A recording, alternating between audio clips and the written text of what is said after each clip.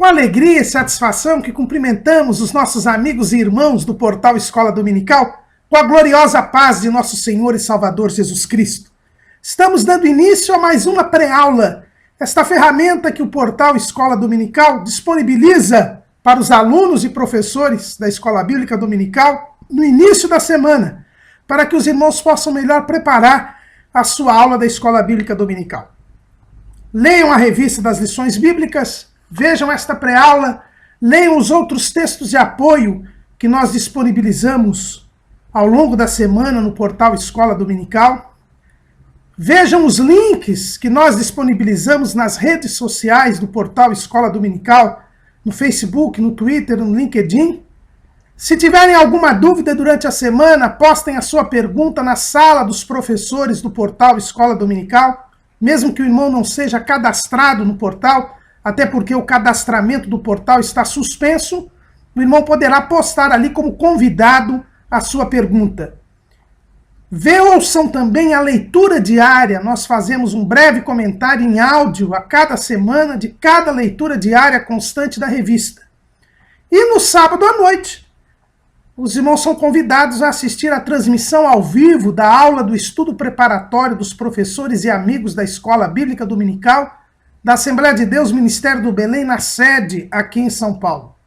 Mas tudo isso é apenas a preparação para a Escola Bíblica Dominical, que é o irmão na sua igreja local, juntamente com os demais membros e congregados, estudando a Palavra de Deus. Neste primeiro trimestre de 2015, estamos estudando o tema Os 10 Mandamentos, valores divinos para uma sociedade em constante mudança. O comentarista desse trimestre é o pastor Ezequias Soares da Silva, presidente das Assembleias de Deus em Jundiaí, no estado de São Paulo, e membro do Conselho de Doutrina e do Conselho de Apologética da Convenção Geral das Assembleias de Deus no Brasil. E hoje estaremos estudando a lição de número 5, que tem como título Não tomarás o nome do Senhor em vão. Nós vemos aqui o estudo do terceiro mandamento. Estamos no segundo bloco deste trimestre, em que estamos estudando os chamados preceitos verticais, os mandamentos que dizem respeito ao nosso relacionamento entre Deus e o homem, a primeira tábua da lei. E hoje estaremos estudando o terceiro mandamento. Lembrando, meus irmãos, que a Igreja Romana e os luteranos dividem diferentemente os mandamentos. Então, se os irmãos forem ver algum documento católico, algum documento luterano, os irmãos vão encontrar que não tomarás o Senhor teu Deus, o nome do Senhor teu Deus em vão. Para eles é o segundo mandamento.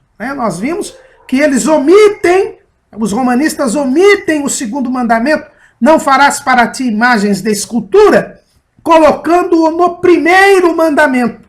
E aí fica sendo o segundo mandamento, a divisão uma das divisões que Agostinho fez, porque nós já vimos na aula passada que Agostinho chegou a dividir os mandamentos da mesma maneira que o fazem os protestantes e ortodoxos, mas num escrito ele fez uma divisão diferente e a Igreja Romana, por lhe ser conveniente, adotou esta fórmula catequética de Agostinho em um de seus escritos. Então, é o terceiro mandamento, mas para os romanistas e os luteranos, este é o segundo mandamento. Para os judeus, também é o terceiro mandamento. Flávio Joséfo, ele diz que o terceiro mandamento, o significado do terceiro mandamento, era não se deve jurar em vão o nome de Deus. Ou seja, para os judeus também este é o terceiro mandamento. E qual é o terceiro mandamento? Nós encontramos lá em Êxodo, capítulo 20, versículo 7. Não tomarás o nome do Senhor teu Deus em vão, porque o Senhor não terá por inocente o que tomar o seu nome em vão. Este mandamento é repetido no capítulo 5, versículo 11 do livro de Deuteronômio. Então este é o terceiro mandamento. O que quer dizer não tomarás o nome do Senhor teu Deus em vão? Se nós formos ao original hebraico, a palavra tomarás é a palavra nasham, que tem vários significados. Como em português, a palavra tomar, ela tem vários significados. Né? Tomar quer dizer levar, carregar, a gente tem tomar banho, enfim, tem uma série. Tomar quer dizer tirar de alguém, e assim também é no hebraico. Né? A palavra nasham, ela tem vários significados. Né? Então, tomar aí seria levar o nome, carregar o nome, considerar o nome de Deus. E a palavra em vão, em hebraico, é a palavra shal, que quer dizer vaidade, vacuidade, mal, ruína, inutilidade, fraude, dolo. Né? Essa palavra tem esse sentido. Né? Então, um rabino, eu achei até interessante, coloquei aí no nosso esboço, ele diz que uma fórmula de nós entendermos este mandamento, né, ele até propõe uma outra tradução, seria assim: não faças o nome de Yahvé teu Deus ser falso, inútil, sem valor, sem resultado, uma mentira. Porque a palavra shal quer dizer dolo, fraude, dolo. Então, essa tradução eu achei interessante desse rabino messiânico, que não faça o nome de Deus, do Senhor teu Deus, ser falso, inútil, sem valor, sem resultado, uma mentira. É interessante que o catecismo da Igreja Romana, no seu parágrafo 2143, ele diz o seguinte, falando a respeito deste mandamento. Entre todas as palavras da revelação, há uma singular, que é a revelação do nome de Deus. Deus confia o seu nome aos que creem nele. Revela-se-lhes no seu mistério pessoal. O dom do nome é da ordem da confidência e da intimidade. O nome do Senhor é santo, por isso o homem não pode abusar dele. Deve guardá-lo na memória, num silêncio de adoração amorosa, e não o empregará nas suas próprias palavras, senão para o bendizer, louvar e glorificar.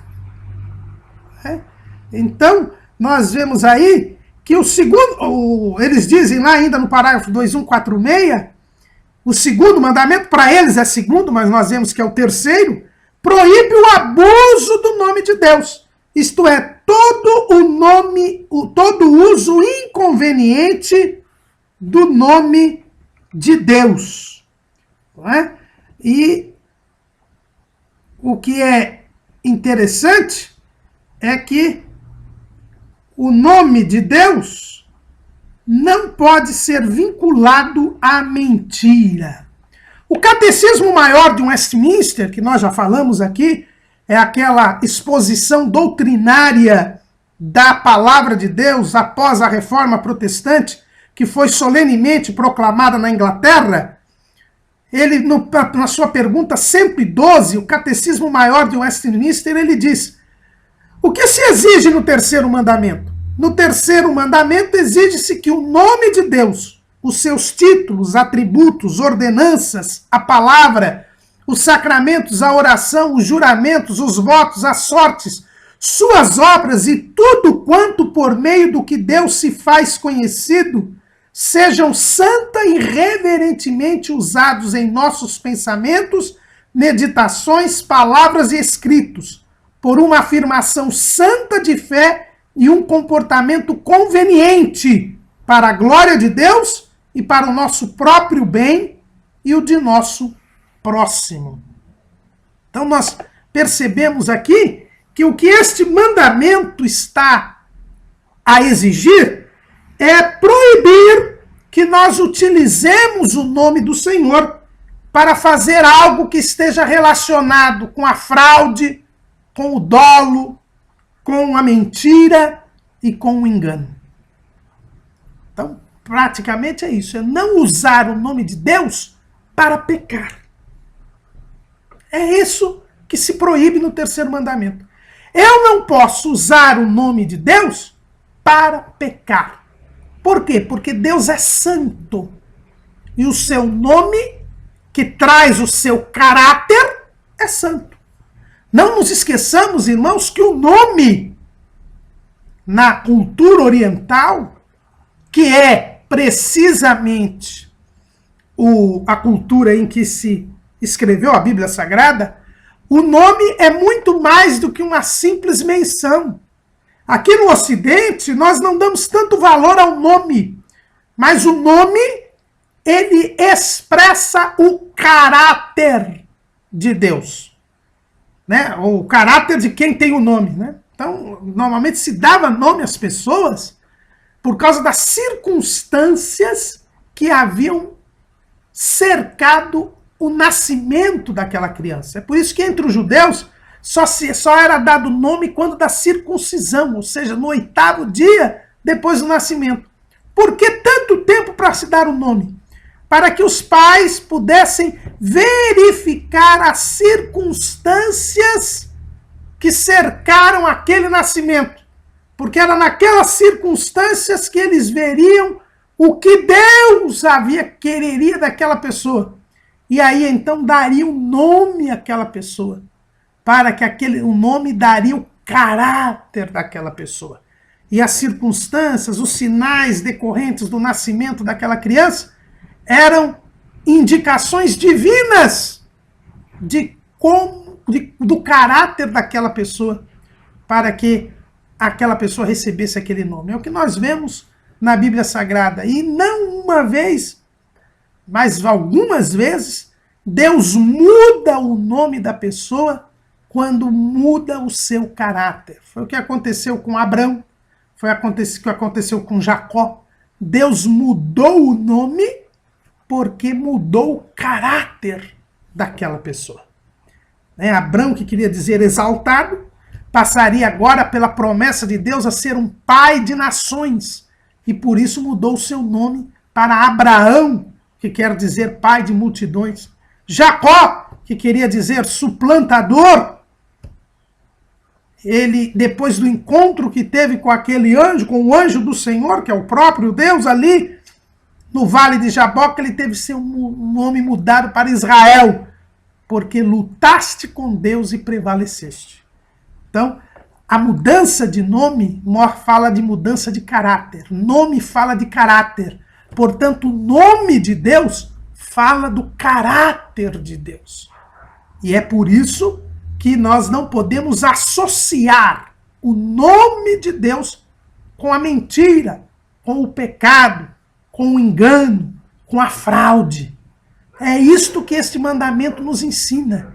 É um preceito moral, porque ele nos faz reconhecer o valor do nome de Deus. Nos faz reconhecer o caráter de Deus. É algo importante. Tanto é que, como o judeu não fala o nome de Deus. Yahvé. Provavelmente seja essa a pronúncia do nome, porque como esse nome não é pronunciado pelos judeus, nós nem sabemos corretamente qual é a pronúncia deste nome. Mas os judeus, ele não fala o nome de Deus, nem escreve o nome de Deus.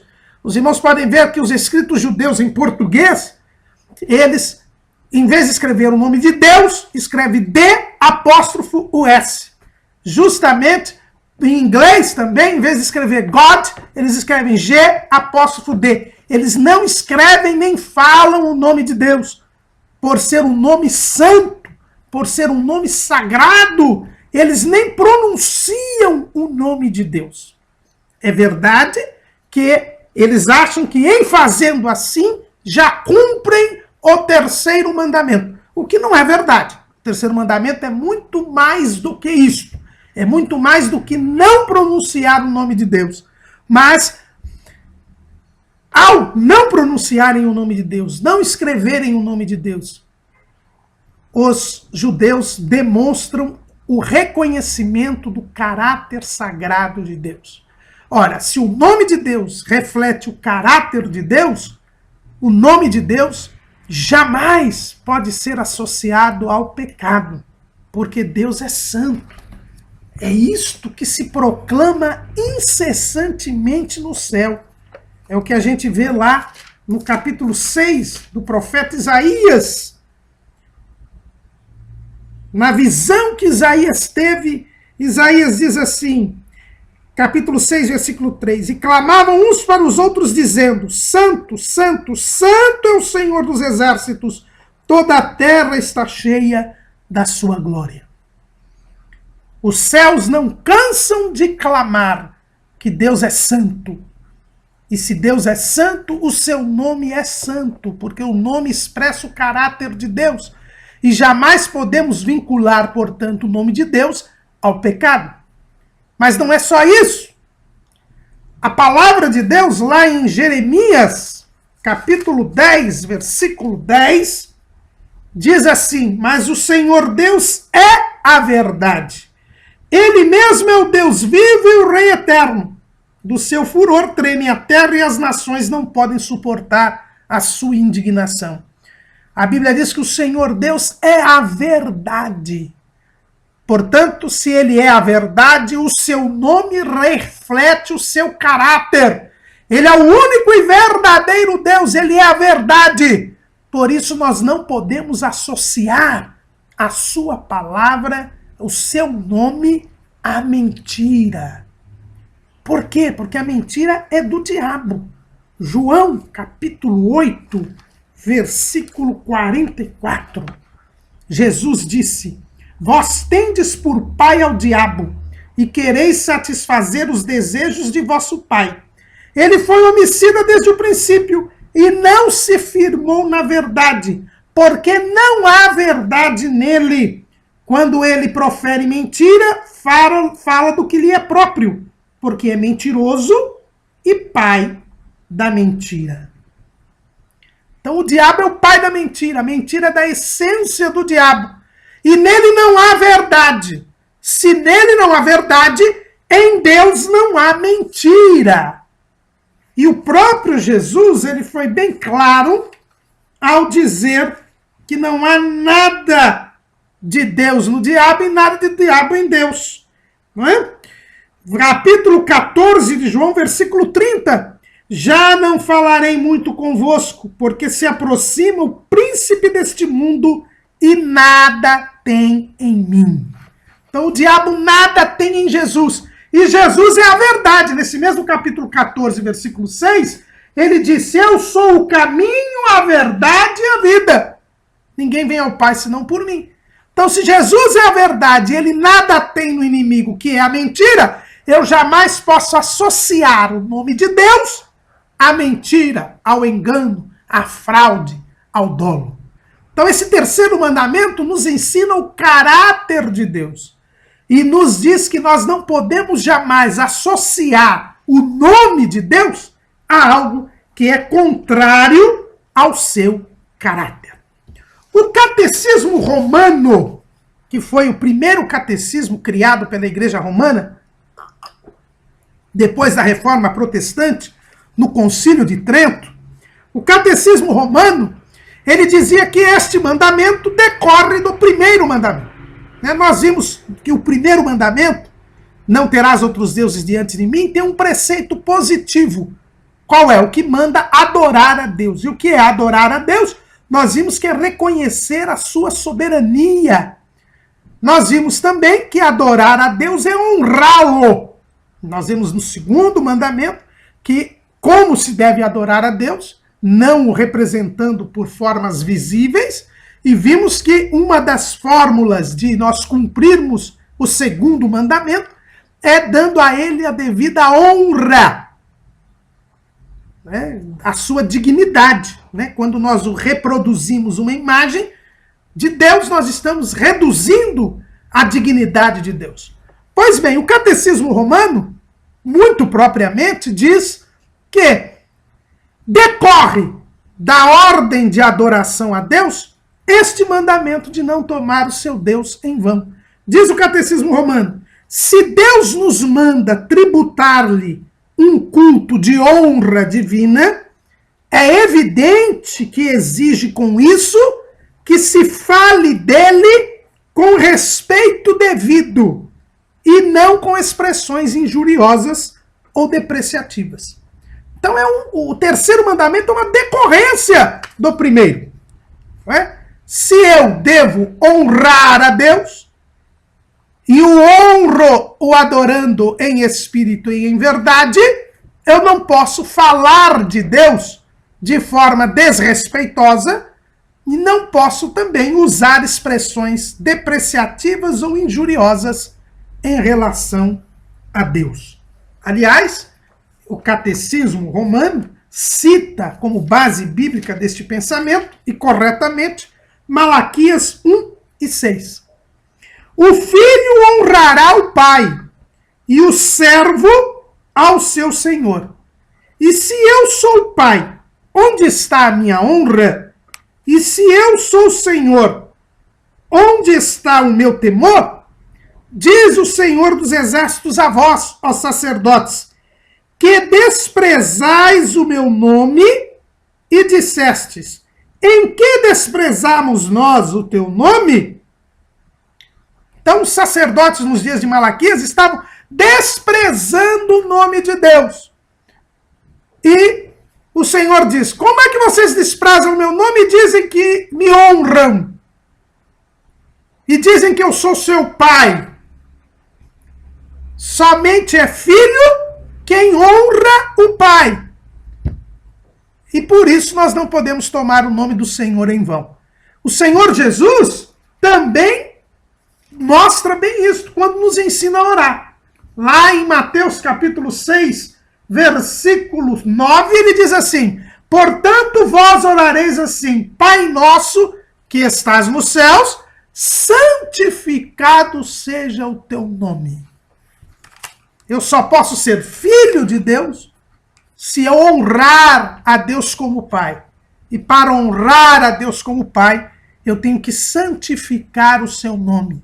Jesus diz: Pai nosso, santificado seja o teu nome. Não tomar o nome de Deus em vão é uma exigência e um comportamento indeclinável, indispensável para quem tem a Deus como Pai, para um filho de Deus. Bom, visto o que é o significado desse terceiro mandamento, vamos ver que esse terceiro mandamento ele tem um preceito positivo e um outro negativo. Quando se diz: não tomarás o nome do Senhor teu Deus em vão, se está, em primeiro lugar, exigindo que se dê a devida honra ao nome de Deus. Não tomar em vão quer dizer: respeite, honre o nome de Deus. Considere o nome de Deus. Seja reverente ao nome de Deus. Esse é o primeiro preceito, o preceito positivo. Não tomarás o nome do Senhor teu Deus em vão, exige de nós que demos ao nome de Deus a devida honra. Em segundo lugar, quando se fala não tomarás o nome do Senhor teu Deus em vão, eu tenho aqui um preceito negativo, uma proibição. Ou seja, eu não posso invocar o nome do Senhor inutilmente, de forma depreciativa, de forma frívola, de forma descuidada ou leviana. Então, esse mandamento tem dois preceitos. Uma ordem: você deve honrar, reverenciar, considerar, respeitar o nome de Deus. Em segundo lugar, eu não posso invocar, usar o nome de Deus para coisas banais, para coisas frívolas, para coisas desprezíveis. Eu não posso vincular o nome de Deus a coisas sem valor, sem resultado, a coisas inúteis. Como é que nós honramos o nome de Deus? já que há uma ordem para nós honrarmos o nome de Deus, o que eu preciso fazer para honrar o nome do Senhor? Em primeiro lugar, para honrar o nome do Senhor, eu preciso ter reverência e respeito no culto público. Isso é importante. Nós vimos aqui no Catecismo de Westminster que no terceiro mandamento exige-se que o nome de Deus, seus títulos, atributos, ordenanças, a palavra, os sacramentos, a oração, os juramentos, os votos, a sorte, suas obras e tudo quanto por meio do que Deus se faz conhecido, sejam santa e reverentemente usados em nossos pensamentos, meditações, palavras e escritos. Então vejam bem, irmãos. A primeira maneira de nós honrarmos o nome de Deus é sermos reverentes no culto público. Por quê? Vamos ver lá em Mateus, capítulo 18, versículo 20. Evangelho segundo escreveu Mateus, capítulo 18, versículo 20, que nos diz o seguinte: porque onde estiverem 2 ou 3 reunidos em meu nome, aí estou eu no meio deles. Então, quando nós nos reunimos para cultuar a Deus, um culto público, um culto coletivo, nós estamos nos reunindo em nome de Jesus. É até interessante a liturgia da Congregação Cristã no Brasil. Ela sempre começa o culto dizendo em nome de Jesus. Porque nós estamos reunidos no nome de Jesus.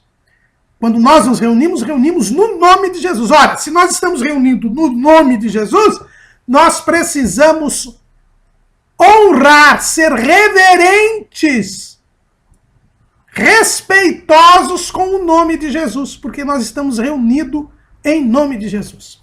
Então, viola este mandamento o comportamento irreverente no culto.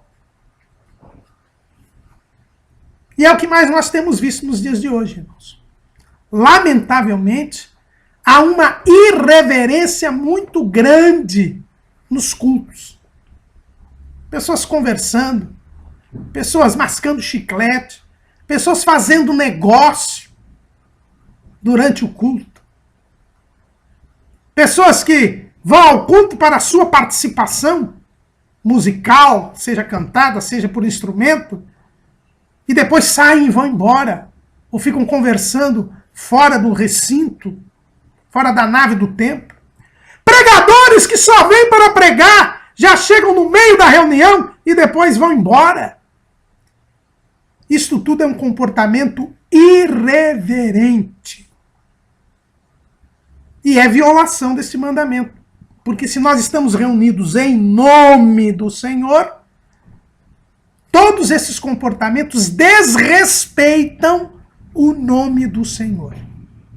Desrespeitam o caráter de Deus.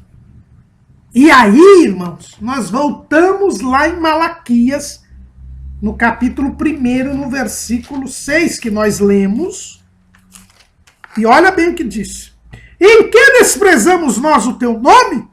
Olha o versículo 7. Ofereceis sobre o meu altar pão imundo, e dizeis, em que te havemos profanado? Nisto que dizeis, a mesa do Senhor é desprezível, porque quando trazeis animal cego para o sacrificardes, não faz mal. E quando ofereceis o coxo ao enfermo, não faz mal. Ora, apresenta-o ao teu príncipe. Terá ele agrado em ti? Ou aceitará ele a tua pessoa? Diz o Senhor dos Exércitos. Em que os sacerdotes eram desrespeitosos ao nome do Senhor nos dias de Malaquias? O próprio Deus diz, porque eles ofereciam um culto irreverente. um culto descuidado, desleixado, relaxado, displicente. Apresentavam pão imundo ao Senhor, apresentavam animal cego, animal coxo. E hoje, quando nós vamos cultuar a Deus e somos desrespeitosos e irreverentes fazendo tudo isso que eu já disse, você não está oferecendo a Deus, não está apresentando o seu corpo em sacrifício vivo, santo e agradável a Deus, que é o seu culto racional. Você está profanando o nome de Deus, desrespeitando o nome de Deus. Essa é a primeira forma de violar esse mandamento, né? Porque o preceito positivo é dar honra devida a Deus. E eu, para dar a honra ao nome devida ao nome de Deus, eu preciso lhe oferecer um culto reverente. E é interessante, eu coloquei aí no esboço, João Calvino, ele diz o seguinte, que quando nós associamos o culto a entretenimentos, a divertimentos, nós também estamos a violar este mandamento. Calvino parece que estava profetizando, porque hoje em dia muitos cultos viraram shows gospel, viraram momentos de entretenimento, de divertimento, reuniões sociais. Isto também, irmãos, é profanar o nome de Deus, é oferecer a Deus um sacrifício abominável, oferecer a Deus um sacrifício imundo. E o próprio Deus diz no livro do profeta Malaquias que isso é desrespeitar o nome de Deus. Então, primeira forma de eu dar a devida honra a Deus é dar-lhe um culto, prestar-lhe um culto reverente e respeitoso. Porque todo culto é uma reunião no nome de Deus.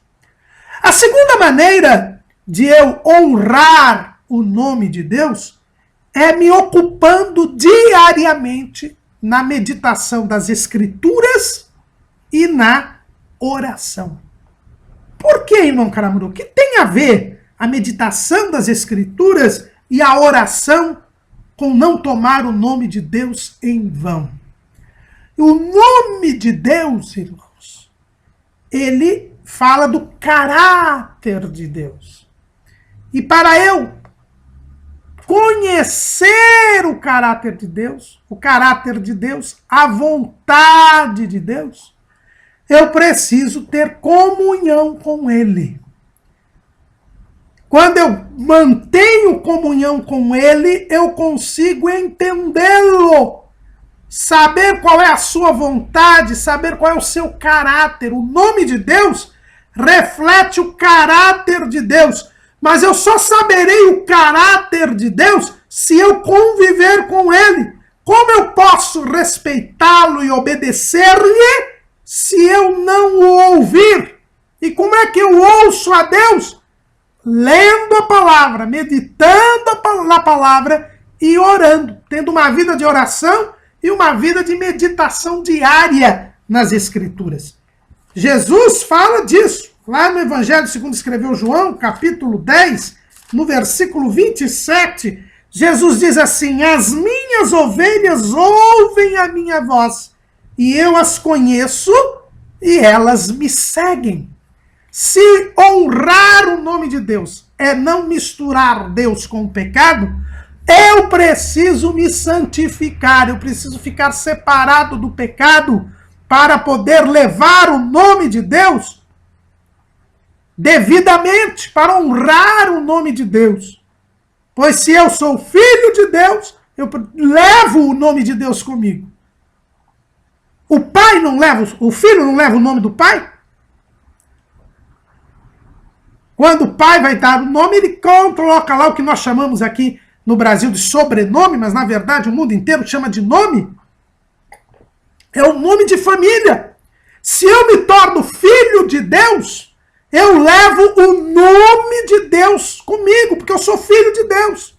Eu me lembro do meu finado sogro. Meu finado sogro sempre dizia à minha esposa e às minhas cunhadas que elas deveriam honrar o nome dele, o pai. Ele dizia: olha, vocês vivam de maneira que honrem o meu nome como eu honrei o nome do meu pai.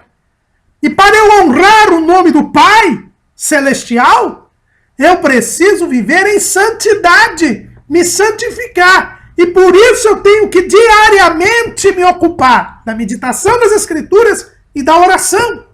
Porque a palavra de Deus me santifica. João 17:17. Santifica-os na verdade.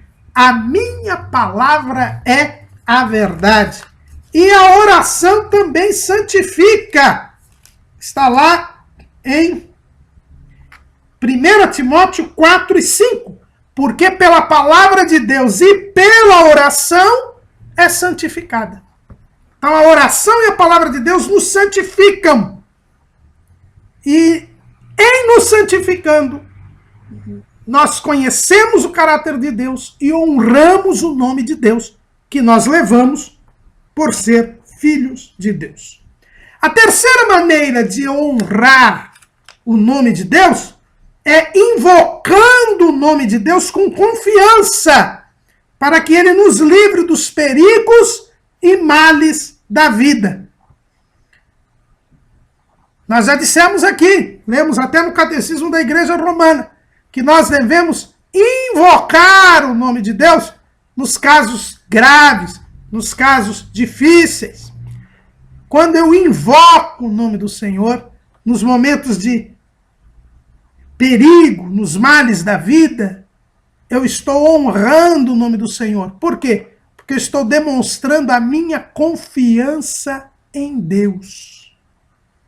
Quando eu clamo ao Senhor, quando eu invoco o nome de Deus, nos momentos de dificuldade, nos momentos de aflição, eu estou demonstrando a minha confiança em Deus. E isto é honrar o nome do Senhor. Quem clama a Deus, o próprio Deus diz lá em Jeremias 33:3, clama a mim, e eu te responderei e te farei saber coisas grandes e firmes que não sabes. Quando nós clamamos a Deus, quando nós invocamos o nome do Senhor, nós lhe damos a devida honra, porque nós demonstramos a nossa confiança em Deus. E aí nós agradamos a Deus. Porque, como diz o escritor aos Hebreus, sem fé é impossível agradar a Deus. Vamos ler esta referência toda para os irmãos verem como o nome do Senhor é honrado quando nós demonstramos fé ao invocar o seu nome. Ora, sem fé é impossível agradar-lhe, porque é necessário que aquele que se aproxima de Deus creia que ele existe e que é galardoador dos que o buscam. A invocação do nome do Senhor agrada a Deus e lhe dá a devida honra.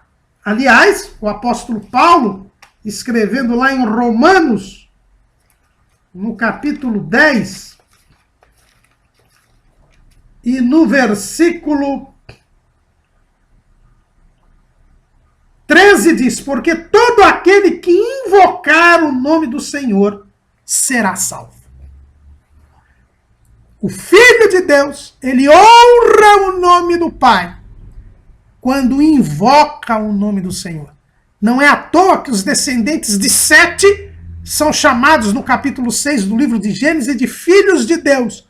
Por quê? Porque Sete foi o primeiro homem a invocar o nome do Senhor. Está lá em Gênesis, capítulo 4, versículo 26. E a Sete mesmo também nasceu um filho e chamou o seu nome Enos. Então se começou a invocar o nome do Senhor. Então quem invoca o nome de Deus com confiança está honrando o nome de Deus. A quarta forma de honrar o nome de Deus é abster-se do juramento falso. Lá no Catecismo da Igreja Romana, no parágrafo 2151, está escrito assim: a reprovação do falso juramento é um dever para com Deus. Como Criador e Senhor, Deus é a regra de toda a verdade. A palavra humana ou está de acordo ou em oposição a Deus, que é a própria verdade. Quando é verídico e legítimo, o juramento realça a relação da palavra humana com a verdade de Deus. O juramento falso invoca Deus como testemunha de uma mentira. Então, os irmãos percebam que se eu me abstenho de jurar em falso, se eu não juro em falso, eu também estou honrando o nome de Deus, porque Deus é a verdade. Porque o que é jurar? O que é jurar? O próprio Catecismo da Igreja Romana, ele diz lá no parágrafo 2150, fazer um juramento ou jurar é tomar a Deus como testemunha do que se afirma. É invocar a veracidade divina como garantia da própria veracidade. O juramento compromete o nome do Senhor. E lá em Deuteronômio 6:13, que é citado neste parágrafo do Catecismo da Igreja Romana, e é por isso que nós estamos lendo, nós queremos deixar bem claro aqui aos irmãos, que muitas vezes as pessoas estranham de nós estarmos lendo o Catecismo da Igreja Romana, mas quando ele é bíblico, nós lemos. É uma exposição doutrinária que, quando está de acordo com a palavra de Deus, é uma explicação clara do que a Bíblia diz. Por isso que nós estamos lendo. E ele diz aqui mesmo, olha, em Deuteronômio 6:13, ao Senhor teu Deus adorarás, a ele servirás e pelo seu nome jurarás. É o versículo até que Jesus mencionou lá no diabo, né? Na tentação no deserto, ele disse ao diabo, somente ao Senhor teu Deus adorarás e a ele servirás. Não, mas o versículo continua dizendo, e pelo seu nome jurarás. Então o que é o juramento? Juramento é eu tomar a Deus como testemunha e como garantia do que o que eu estou falando é verdade. Ora, jurar em falso, como diz aqui o parágrafo 2151 do Catecismo da Igreja Romana, é invocar a Deus como testemunha de uma mentira. E isso é uma indignidade muito grande, porque Deus é a verdade. E se eu juro uma mentira, eu estou transformando Deus em testemunha de uma mentira, em garantia de uma mentira. E a mentira é do diabo. E Deus não tem nada no diabo, nem o diabo em Deus. Então, os irmãos, vejam a gravidade do juramento falso.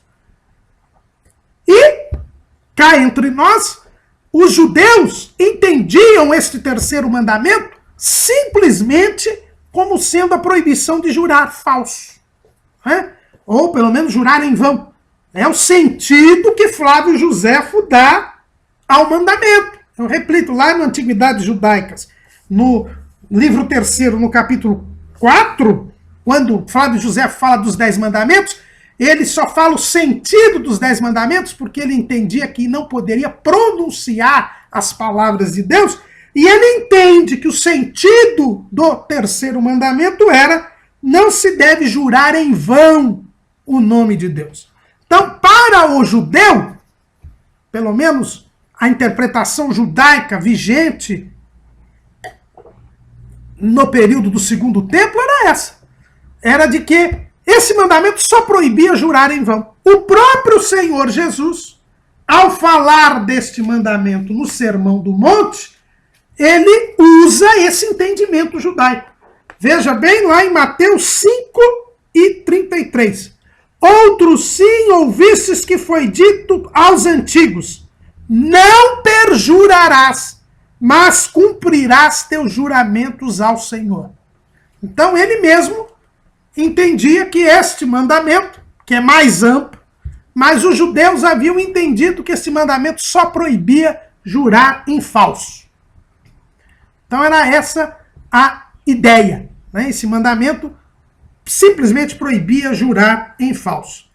Quando eu deixo de jurar em falso, quando eu jamais juro falsamente, eu estou honrando o nome de Deus. Por quê? Porque eu estou dizendo que Deus não é testemunha de mentira. Estou considerando e reconhecendo que Deus é a verdade. E aqui, então, eu tenho esse preceito negativo, né? Não invocar o nome de Deus em vão é não jurar em falso. Então, voltando aqui, quando eu cumpro o terceiro mandamento, quando eu, primeiro, honro o nome de Deus, sendo reverente no culto público. Segundo, eu honro o nome de Deus quando eu me ocupo diariamente na meditação das Escrituras e da oração. Terceiro, eu honro o nome de Deus quando eu o invoco nos momentos de males e dificuldades e adversidades com confiança. E eu não invoco o nome de Deus em vão, eu não desprezo o nome de Deus quando eu não o utilizo num juramento falso. Visto então como é que eu cumpro o terceiro mandamento, quais são as atitudes que representam a violação deste mandamento? Quais são os pecados correspondentes ao descumprimento deste mandamento? Em primeiro lugar, é interessante, eu vou colocar aqui uma classificação feita por John Wesley, o fundador da Igreja Metodista. Ele, ao falar deste mandamento, ele diz quais são as atitudes que correspondem a pecados deste mandamento. Mas, de qualquer maneira, eu vou aqui também ler o Catecismo Maior do Westminster, né, que também faz uma relação dos pecados proibidos pelo terceiro mandamento. Quais são os pecados que representam violação deste terceiro mandamento? O Catecismo Maior de Westminster, na sua pergunta 113, diz: quais são os pecados proibidos no terceiro mandamento? Os pecados proibidos no terceiro mandamento são o não usar o nome de Deus como nos é requerido, e o abuso no uso dele por uma menção ignorante, vã, irreverente, profana, supersticiosa ou ímpia, ou outro modo de usar os títulos, atributos, ordenanças ou obras de Deus. A blasfêmia, o perjúrio, toda abominação, juramentos, votos e sortes ímpios, a violação dos nossos juramentos e votos, quando lícitos, e o cumprimento deles, se por coisas ilícitas. A murmuração e as rixas, as consultas curiosas, a má aplicação dos decretos e providência de Deus, a má interpretação, a má aplicação ou qualquer perversão da palavra ou de qualquer parte dela, as zombarias profanas, questões curiosas e sem proveito, vãs contendas ou a defesa de doutrinas falsas, o abuso das criaturas e de qualquer coisa compreendida sob o nome de Deus para encantamentos ou concupiscências e práticas pecaminosas, a difamação, o escárnio, vituperação ou qualquer oposição à verdade, à graça e aos caminhos de Deus, a defesa da religião por hipocrisia ou para fins sinistros, o envergonhar-se da religião ou ser uma vergonha para ela por meio de uma conduta inconveniente, imprudente, infrutífera e ofensiva ou por apostasia. Então os irmãos veem aí que o Catecismo Maior de Westminster vincula uma série de ações que seriam desonra ao nome de Deus. Por causa da série que nós temos no Catecismo Maior de Westminster, nós preferimos pegar aqui a relação mais enxuta e que contém tudo aquilo que está no Catecismo Maior de Westminster, feita por John Wesley nas suas notas explicativas da Bíblia. E segundo John Wesley, e segundo o próprio Catecismo Maior de Westminster e o Catecismo da Igreja Romana, o primeiro pecado que ofende o terceiro mandamento é a blasfêmia. A blasfêmia é uma violação do terceiro mandamento. Nós vemos isso lá. E o que é a blasfêmia? E eu gosto da definição do Catecismo da Igreja Romana. Não é? No parágrafo 2148, Diz assim o Catecismo da Igreja Romana: a blasfêmia opõe-se diretamente ao segundo mandamento, quer dizer, ao terceiro, porque os irmãos sabem que para o romanista não tomarás o nome do Senhor teu Deus em vão, é o segundo mandamento. O que é a blasfêmia? Consiste em proferir contra Deus, interior ou exteriormente, palavras de ódio, de censura, de desafio. Dizer mal de Deus, faltar-lhe ao respeito nas conversas, abusar do nome dele. A blasfêmia é um insulto, uma ofensa, uma palavra de ódio, de reprovação contra Deus. Isto que é a blasfêmia. É quando eu, por ódio a Deus, falo uma palavra de insulto, uma palavra de desprezo, menosprezo a Deus. Eu desrespeito a Deus. Isto é a blasfêmia. Tiago, no capítulo 2 e no versículo 7, mostra a gravidade deste fato. Veja bem ali. Porventura não blasfemam eles o bom nome que sobre vós foi invocado? Quando Tiago está falando dos ricos opressores, ele diz que eles blasfemavam contra Deus. A blasfêmia, irmãos, ela é um insulto a Deus. Jesus foi blasfemado pelos fariseus. Aliás, o Espírito Santo, melhor dizendo, foi blasfemado quando os fariseus atribuíram ao demônio as obras de Jesus.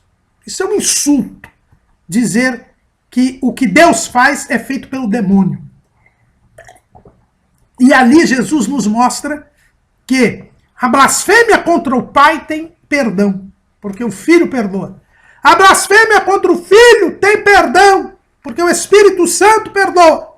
Mas a blasfêmia contra o Espírito Santo não tem perdão.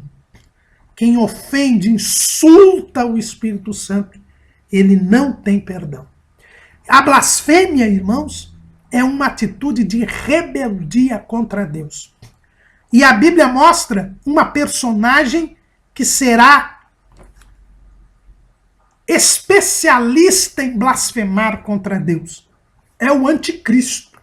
Né? O anticristo, uma das características do anticristo é que ele blasfemará contra Deus. O homem mais vinculado ao diabo na história da humanidade será um blasfemador. Para os irmãos verem de onde vem a blasfêmia. A blasfêmia é uma ação direta do diabo na vida da pessoa. Daniel, capítulo 7, versículo 25. E proferirá palavras contra o Altíssimo. Quando a figura do anticristo é, pela primeira vez, mostrada na Bíblia, no livro de Daniel, a característica que ele dá é de proferir palavras contra o anticristo. É contra o nome de Deus, contra Deus. Lá em Daniel, capítulo 11, versículo 36, novamente é revelado que o anticristo será um blasfemador. E este rei fará conforme a sua vontade, se levantará e se engrandecerá sobre todo Deus, e contra o Deus dos deuses falará coisas maravilhosas. Em Apocalipse 13 e 6, novamente é dito a respeito do anticristo. E abriu a sua boca em blasfêmias contra Deus, para blasfemar do seu nome, do seu tabernáculo e dos que habitam no céu. E em Apocalipse 16 e 12,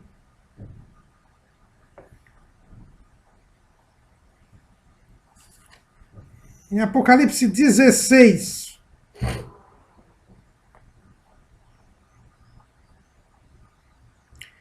e 12, não, eu errei aqui, é 16 e 9.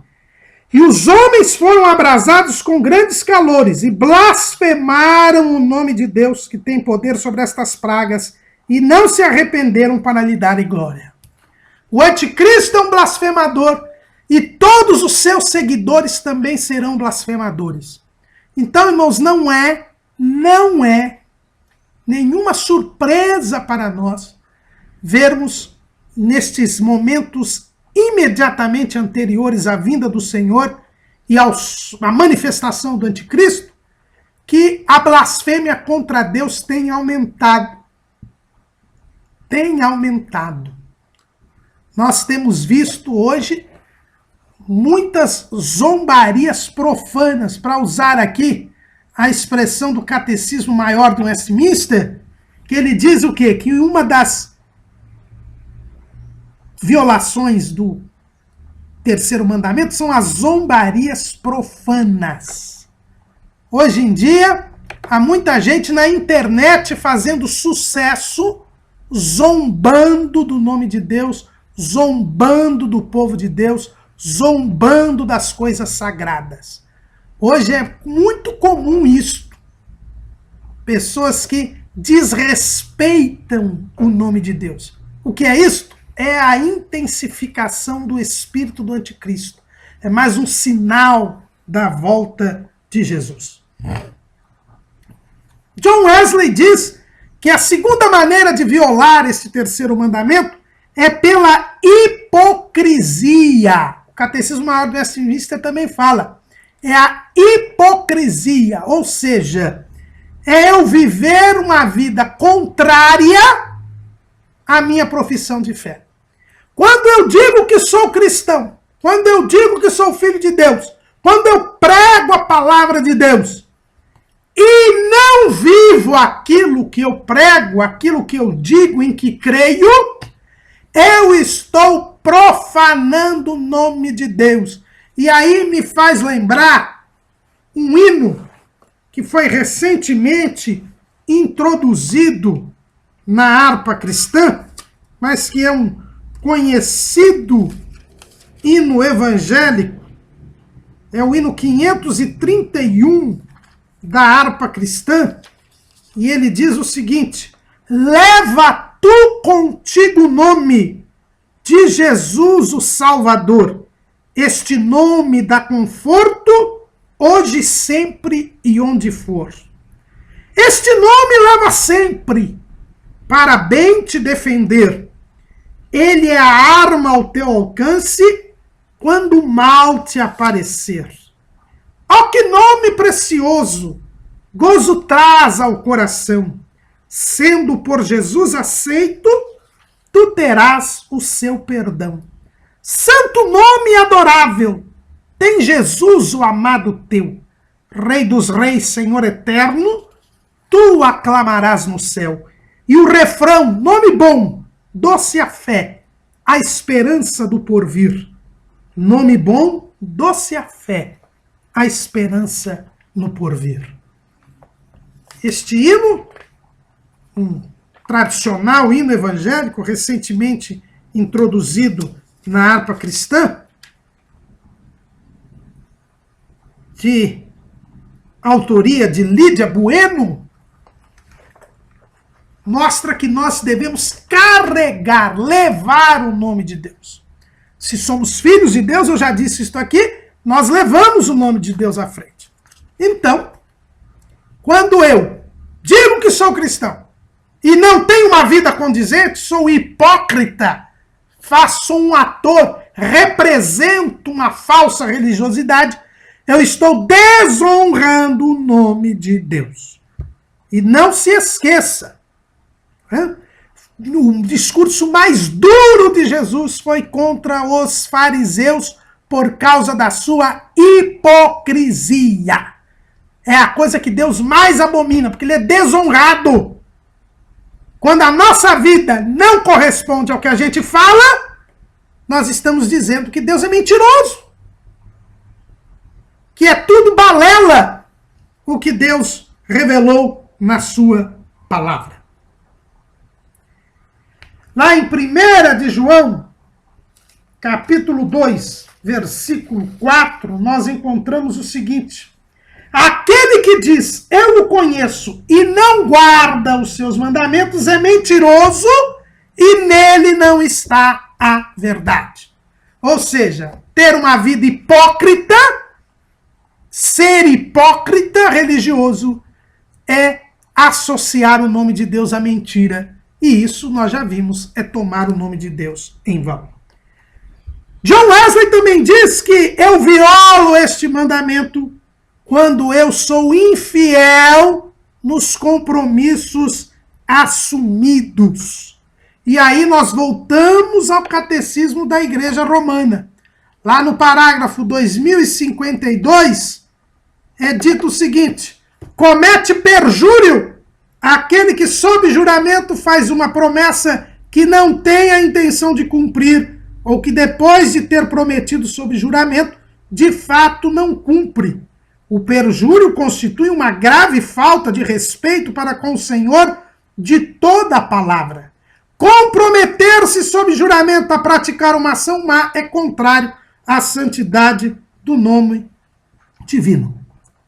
Quando eu não cumpro aquilo que eu prometo, aquilo que eu me comprometo, quando eu sou infiel no contrato, no compromisso assumido, eu estou desonrando o nome de Deus. E eu volto a falar do meu sogro. Quando eu pratico um crime, por exemplo, eu desonro o nome do meu pai, porque o nome dele vai estar ali, naquela ficha suja de delinquente que eu vou ser. Quando eu não pago aquilo que eu comprei, aquilo que eu me comprometi a pagar, o meu nome vai para o Serasa e eu sujo o nome do meu pai, porque é o nome dele que está em mim. Quando eu sou infiel nos contratos, eu estou sujando o nome de Deus. Eu estou dizendo que Deus é mentiroso. Eu estou associando o nome de Deus ao engano, à fraude. E isto é uma característica pecaminosa. Paulo, escrevendo aos Romanos, no capítulo 1, quando ele fala a respeito das características dos homens gentios, dos homens pecadores, ele diz lá no capítulo 1, versículo 31, nécios, infiéis nos contratos. E no versículo 32 ele diz, os quais, conhecendo a justiça de Deus, que são dignos de morte, que tais coisas praticam. Ser caloteiro, irmãos, é desonrar o nome de Deus. Não cumprir o prometido é desonrar o nome de Deus. Também, e aí nós entramos na questão do juramento, desonra o nome de Deus quem jura falsamente. Nós já vimos, quem toma Deus como testemunha para que Deus seja testemunha de uma mentira, a garantia de uma mentira, está desonrando o nome de Deus, está profanando o nome de Deus. Está lá em Levítico, capítulo 19, versículo 12. Nem jurareis falso pelo meu nome, pois profanaríeis o nome do vosso Deus. Eu sou o Senhor. Deus lembra o seu nome, eu sou o Senhor, Yahvé, para dizer, ó, você não pode jurar em falso. Quem diz, eu juro por Deus, falando uma mentira, está desonrando o nome de Deus. Mas não é só isso. Você pode desonrar o nome de Deus num juramento, ainda que ele seja verdadeiro. João Calvino, o Catecismo da Igreja Romana, dizem que o juramento ele só pode ser feito em condições excepcionais, em condições muito sérias. A própria verdade prática da nossa lição diz, o terceiro mandamento proíbe o juramento indiscriminado e leviano, pois o voto é um tipo de compromisso que deve ser reservado para uma solenidade excepcional e incomum. Eu não posso jurar em nome de Deus por qualquer coisa, ainda que ela seja verdadeira, porque nós teríamos aí o juramento supérfluo, leviano ou temerário. E para isso nós vemos lá no livro de Jeremias, no capítulo 14 e no versículo 2, ele diz assim,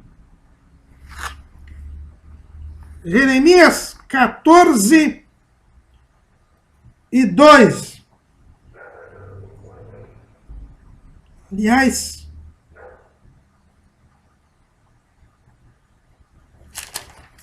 não é essa passagem. Jeremias 4:2. E jurarás, vive o Senhor na verdade, no juízo e na justiça. E nele se bendirão as gentes e nele se gloriarão.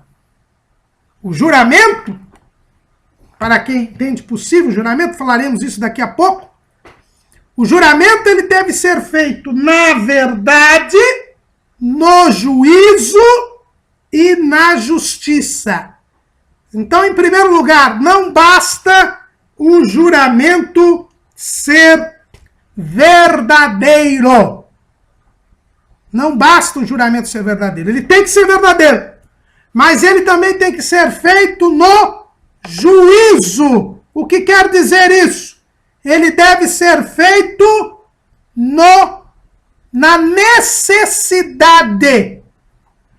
Quando houver necessidade para se jurar. Ou seja, não há outra forma de eu garantir o juramento, a verdade do que eu estou falando. Não há outra maneira de eu mostrar que eu estou falando a verdade. Então, eu recorro a Deus como testemunha. Mas quando houver necessidade, é isso que quer dizer no juízo. Quando o juramento for necessário, quando ele for indispensável, eu não tenho outra maneira de provar a verdade do que eu estou falando. E diz aqui em Jeremias, quando estiver na justiça, ou seja, este juramento, ele deve ser para o bem. Eu não posso jurar para o mal. E aí vem o outro elemento que John Wesley diz. Eu não posso jurar para o mal, para prejudicar alguém. Eu só posso jurar para o bem. Eu não posso jurar para o mal. E nós temos um exemplo na Bíblia de juramento para o mal. Lá em Atos dos Apóstolos, no capítulo 23, e no versículos 12 e 13. E quando já era dia, alguns dos judeus fizeram uma conspiração e juraram dizendo que não comeriam nem beberiam enquanto não matassem a Paulo. E eram mais de 40 os que fizeram esta conjuração. Então eu também não posso jurar para o mal. Eu não posso dizer, olha, eu quero matar Paulo. E eu vou matar Paulo. E eu prometo em nome de Deus que eu vou matar Paulo. É um juramento verdadeiro, mas é contra a vontade de Deus. É para o mal. Lá no parágrafo 2149 do Catecismo da Igreja Romana, está escrito assim: as juras que invocam o nome de Deus sem intenção de blasfêmia são uma falta de respeito para com o Senhor. O terceiro mandamento interdiz também o uso mágico do nome divino. E mais ainda, nós lemos aqui, o juramento falso invoca Deus como testemunha de uma mentira, no parágrafo 2151. Agora, no parágrafo 2152 está escrito, comprometer-se sob juramento a praticar uma ação má é contrário à santidade do nome divino. E o Catecismo Maior de Westminster diz que a má aplicação dos decretos e providência de Deus, o cumprimento dos juramentos para coisas ilícitas, é violação do terceiro mandamento. Está lá na resposta à pergunta 113 do Catecismo Maior do Westminster. Então não basta só não jurar em falso. Você precisa jurar verdadeiramente, jurar quando for necessário e jurar para o bem, nunca para o mal. E qual a consequência de você violar esse terceiro mandamento? É coisa grave, irmãos. Está lá no final do mandamento. Êxodo 20, versículo 7. Porque o Senhor não terá por inocente ao que tomar o seu nome em vão.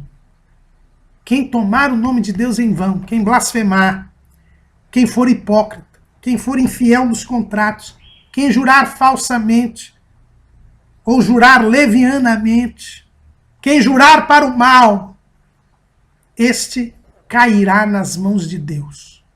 O Senhor não tomará por inocente o que tomar o seu nome em vão. O maior blasfemador da história será lançado vivo no lago de fogo e de enxofre. Associar o nome de Deus à mentira é ter a Deus como punidor, castigador direto. Horrenda coisa é cair nas mãos dos Deus vivos. Cuidado, meu irmão. Quando eu abuso do nome de Deus, eu estou chamando Deus para a briga. Eu estou invocando o nome de Deus para associá-lo ao pecado.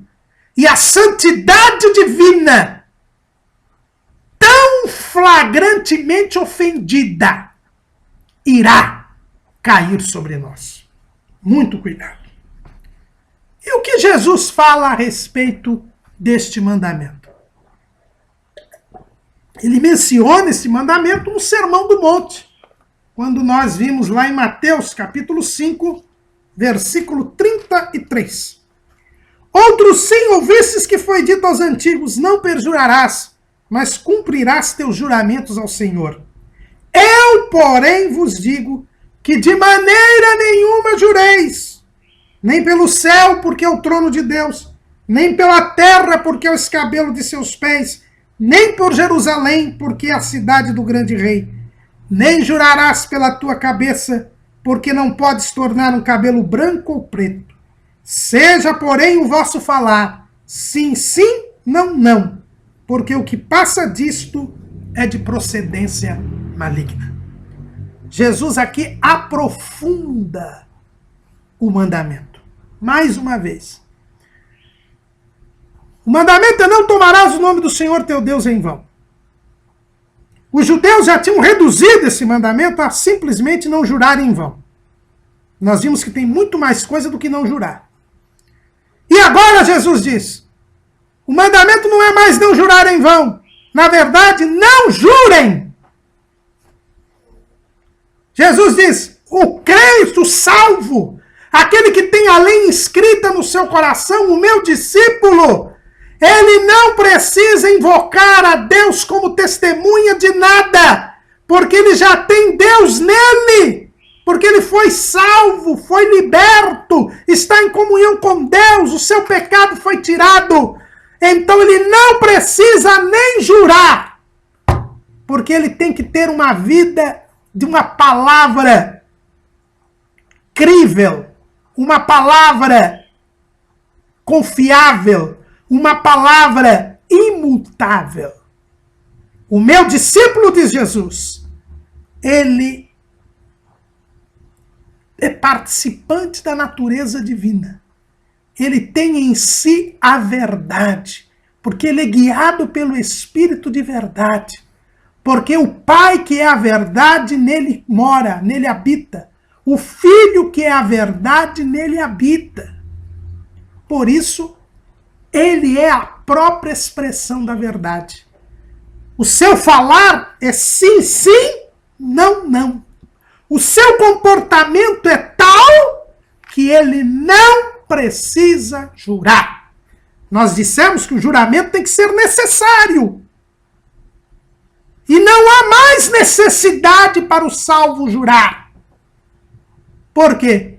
Porque ele já não mais vive, mas é Cristo quem vive nele. E Cristo é a verdade. E se Cristo é a verdade, o falar do cristão é sim, sim, não, não. Por isso nós não devemos jurar.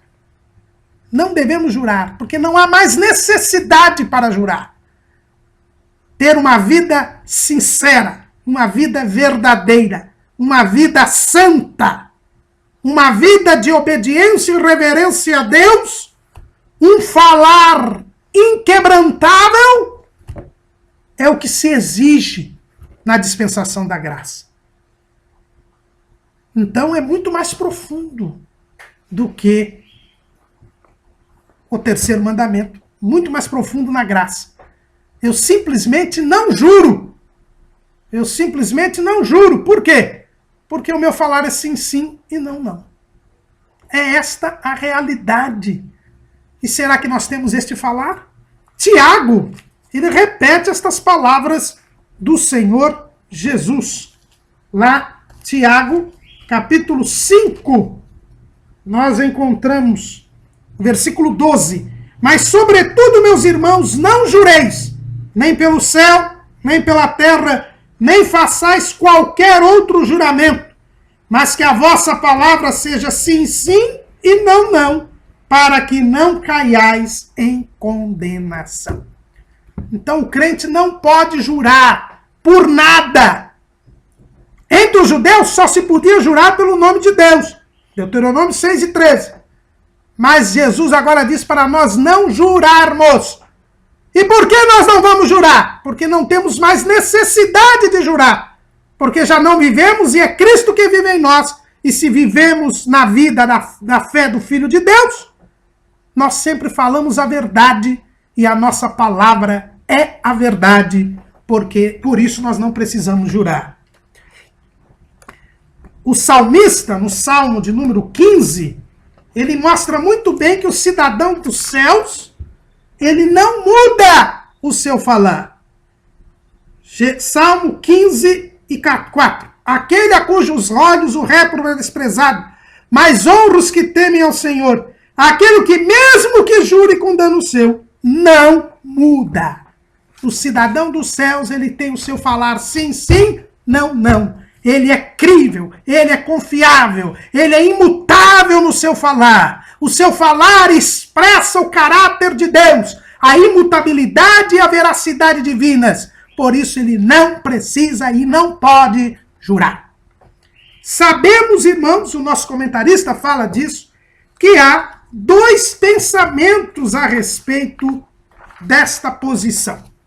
A primeira posição que nós falamos aqui é a de que entendemos que Jesus proíbe todo e qualquer juramento. No aprofundamento do mandamento, ele simplesmente proíbe jurar. Essa é a posição adotada por George Fox, adotada pelos menonitas, adotada pelos Quakers. Os Quakers são dois segmentos cristãos, considerados um pouco radicais, e George Fox, este grande homem de Deus, sempre dizia que é proibido jurar. Mas existe uma outra posição. A posição da Igreja Romana, a posição de João Calvino, a posição do Catecismo Maior de Westminster, que diz que é possível sim o juramento. O juramento seria possível. A proibição, mesmo com Jesus, Jesus apenas teria proibido juramentos falsos e banais.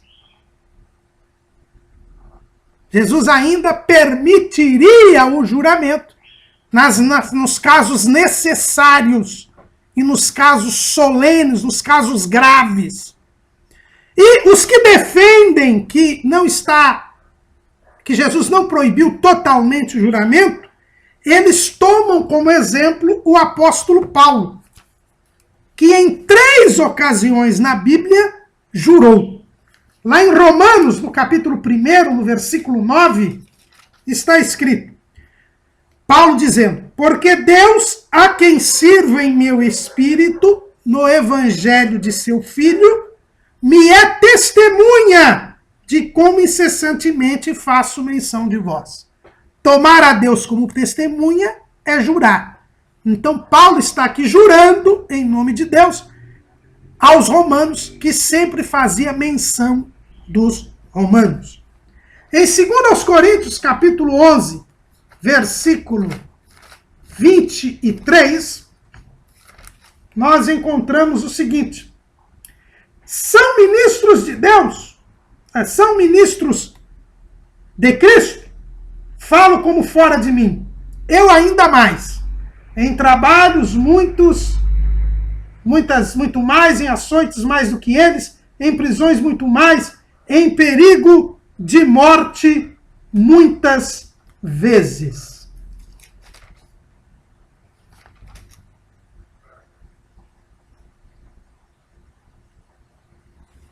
aqui nós temos também um outro juramento, né?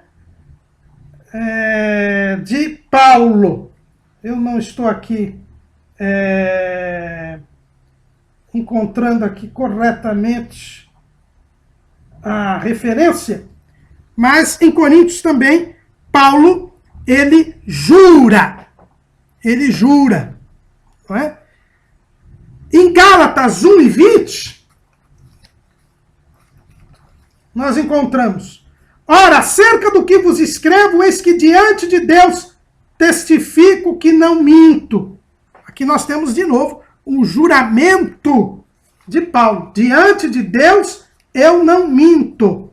Então, diante destes três juramentos de Paulo, se entende que o juramento não é proibido, não foi proibido por Jesus. Porque já que Paulo jurou, então não haveria uma proibição absoluta. Apenas se havia proibido os juramentos banais. O juramento como o uso mágico do nome de Deus, em rezas, em fórmulas de expulsão de demônios, por exemplo, alguma coisa assim, né? Para magia, o uso do nome de Deus para magia. Então, o juramento, eles teria sido permitido só nos casos graves, nos casos em que houver verdade, juízo e justiça. Então, estas pessoas entendem que o juramento não foi proibido por Jesus, a não ser o juramento falso e o juramento banal. A outra linha entende que no aprofundamento do mandamento nós tivemos, sim, a proibição absoluta do juramento. Para nós terminarmos a aula de hoje, devemos falar a respeito dos chamados juramentos civis, ou seja, os juramentos exigidos pelo governo. Quando um presidente da República, um governador de estado, um deputado federal, um senador, alguém vai assumir um cargo público, ele precisa jurar manter a Constituição e cumprir as leis. Este juramento estaria proibido ao servo de Deus? Não. Os mais radicais, como George Fox, diziam que qualquer juramento está proibido. Mas, na verdade, esse juramento civil não é um juramento em nome de Deus. É uma exigência da autoridade. Porque, através daquele juramento, a pessoa fica responsável caso não cumpra corretamente o exercício do cargo. É o que acontece também nos juramentos profissionais. Quando alguém vai ser advogado, médico, engenheiro, enfim, ele tem que fazer um juramento. Na cerimônia da colação de grau, ele faz um juramento. Aquele juramento é uma exigência legal para que a pessoa demonstre consciência dos seus deveres. E em descumprindo aqueles deveres, ela possa ser punida. Porque se ela não demonstra ter consciência dos seus deveres, ela não pode ser punida se descumprir os seus deveres. Então esse juramento civil, ele não é proibido por lei, ao contrário. A Bíblia diz que as autoridades foram constituídas por Deus para castigar os maus. E uma forma pela qual este castigo é possível é através do juramento, que é uma declaração solene em que a pessoa declara estar ciente dos seus deveres. É uma exigência lícita do governo. O governo pode exigir isto dos seus cidadãos. E por isso esse juramento civil não tem nada a ver com a proibição que fez o Senhor Jesus. Não tomar o nome de Deus em vão. Será que nós temos dado devido respeito ao nome do Senhor que nós carregamos em nós por sermos seus filhos? Amém.